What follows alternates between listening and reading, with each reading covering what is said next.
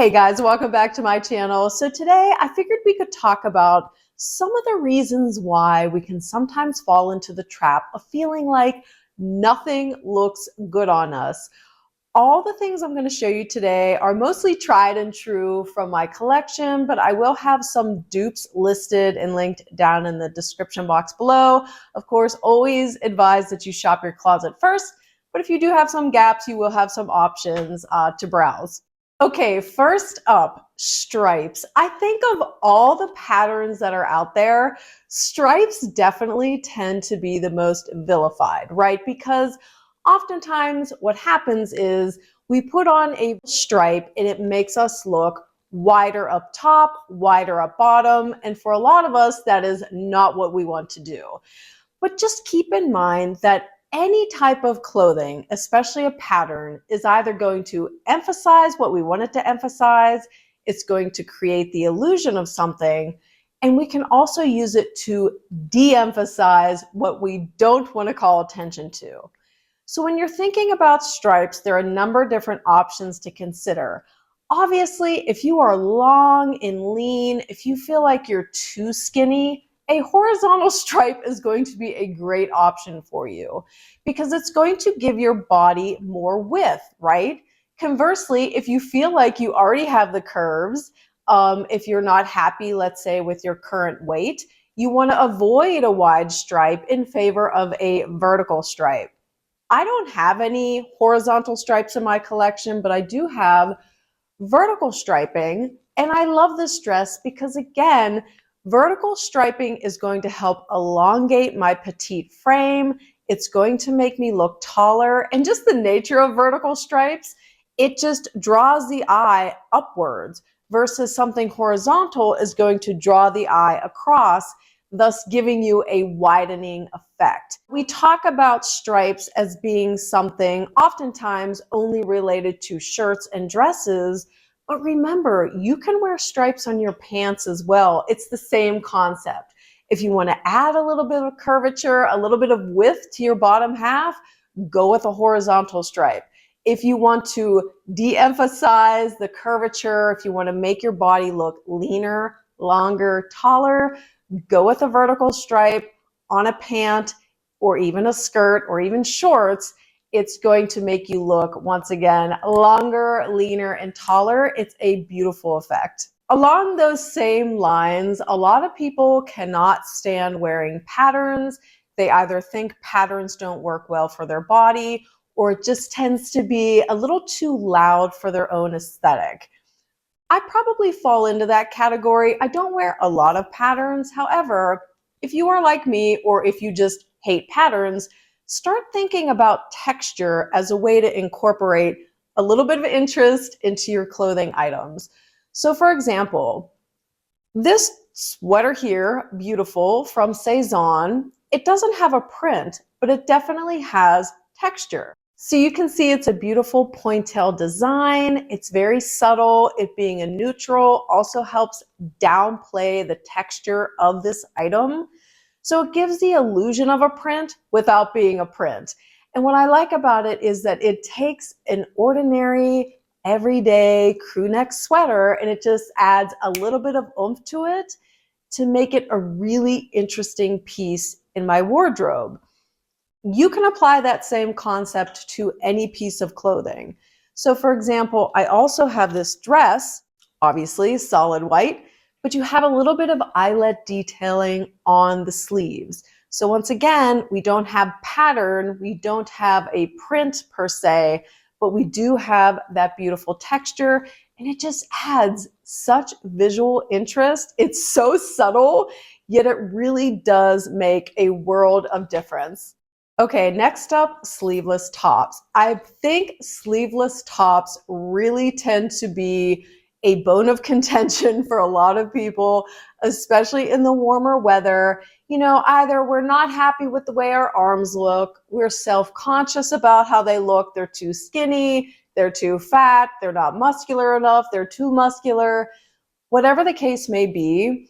In the warmer weather, obviously, a sleeveless top is going to be appealing because it's going to help keep us cool. However, If you don't like your arms, you can still wear a sleeveless top, and you wear it by layering a lightweight piece over it. There are so many different ways you can do this. One of my favorite ways is just to take a classic button-down shirt, preferably linen or lightweight cotton for the summer season, wear it unbuttoned, roll the sleeves up, show off your favorite jewelry, and treat this as you would like a lightweight jacket. However, the difference being you're going to keep this layer on as part of your outfit throughout the day, throughout the evening. So it allows you the opportunity to wear a tank top, a camisole, any sleeveless top, but then you have this breezy second layer that's going to give you the coverage to make you feel more confident, and it's not going to overheat you because, again, we're looking at natural fibers like cotton, like linen, which are just inherently going to help keep you cool. Now, conversely, you can also use an actual lightweight jacket as your second layer, but again, the concept is that you keep this jacket on throughout the day, throughout the evening as part of your outfit. You guys know I love doing this because not only does it cover what we want to cover, but it also just adds visual interest to the outfit, right? You could wear a sleeveless dress and it could look fabulous. You could wear a tank top or a camisole. It could look wonderful. But there's something about adding a second layer that just adds this rich dimension to your outfit. Like I said, it adds interest. It makes your outfit look as though there was so much thought and intention put into it, when the reality is it probably took you all of 30 seconds to pull that outfit together. The other layering piece you can always incorporate over a sleeveless top of any kind is just a blazer. Now that we're in the summer season, linen blazers, cotton blazers, great options for work, weekend, everything in between. Again, we're keeping this on as part of the outfit. We are not taking it off when we get indoors, when we get home. Just keep it on. Like I said, if nothing else, it just makes you feel more polished and pulled together and always presents itself as a beautiful outfit. Fourth concept is I can't wear that color. Whatever that color might be, I'll oftentimes hear people saying, I can't wear green, I can't wear blue, I can't wear pink. And it's like, really? Well, what shade of blue? Can you not wear light blue, medium blue? Can you not wear navy? Can you not wear fuchsia, light pink, baby pink? You see what I'm saying? There's so many different variations of color. And if you look at every seasonal palette that we all fall into, winter, spring, summer, fall, there's almost always some sort of variation of a color in each palette. So for example, if you're a spring, obviously you're able to wear bright yellows. If you're in autumn, it's going to be more gold tones. So for example, just referring back to blue, some people look really, really good in lighter blues, pastel blues. It just suits their coloring. It brings out the best features. It makes them enhanced and look their absolute most gorgeous. And then for other people, they can't wear pastel blues. It washes them out. But navy blues look amazing on them. Take this concept and run it through any color on the color wheel. If you can't wear navy blue because it's too dark for you, try a pastel blue. And then try that with all sorts of different colors. It's something that's just going to open up your world in terms of the colors that you can wear. It really helps you understand, okay, this color in this variation might not work well for me, but maybe this one will. And of course, you can always wear almost any color on the bottom. So let's say you just do not feel like you can wear blue of any sort close to your face. Okay, well then wear it on the bottom. I mean, I think we all wear jeans, right? Jeans are blue.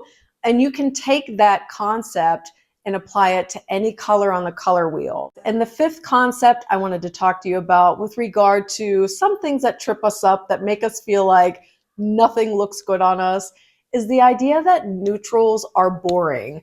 Neutrals can be absolutely gorgeous. You just have to know how to wear them. So like for example, some people might say gray is the most boring color ever. Well, not really, because you can combine light grays with medium grays, dark grays in one outfit. You're creating that depth, you're creating that interest, and all sorts of varying shades of gray when worn together make for a really beautiful, luxurious, and extremely expensive looking outfit. Apply that same concept to whites, browns. You can combine various shades of those colors in so many different ways to create dynamic outfits. And of course, you can always do things like wear white on top, white on bottom, break it up with a brown belt. You can add a brown blazer. And apply this principle too to monochromatic outfits. I think a lot of times people think if I'm wearing monochromatic, that means I have to wear navy blue on top, navy blue on bottom, navy blue shoes, everything navy blue. But the reality is that you can wear a monochromatic outfit and simply wear varying shades of blue. So let's say you have a light blue shirt on and then a navy jacket and a great pair of dark rinsed jeans. Those are all shades of blue, but because the value's different, meaning the actual lightness or darkness of the blue, that's what gives that outfit so much dynamic interest, and it also adds the depth. So again, don't feel like monochromatic just means like one shade, one color, head to toe. Of course, that can look a little intense. Maybe that's the look you're going for, and that's fine. But there's so many different ways to create a monochromatic look simply by incorporating varying shades of the same color. Okay guys, so that'll do it for a couple of the reasons why we sometimes feel like nothing looks good on us. I hope you enjoyed this video. I love creating these conceptually stylized videos for you. They're fun for me as well because at the end of the day, it forces you to get back into your closet, reimagine everything that's in there, and really re-fall in love with what you already have. Like I said, if you have any gaps, check the description box below because I will have these items and dupes listed for you down there. But in any event, thank you guys so much for spending your time with me today. I hope you're having a good one, and I'll see you in the next video. Bye.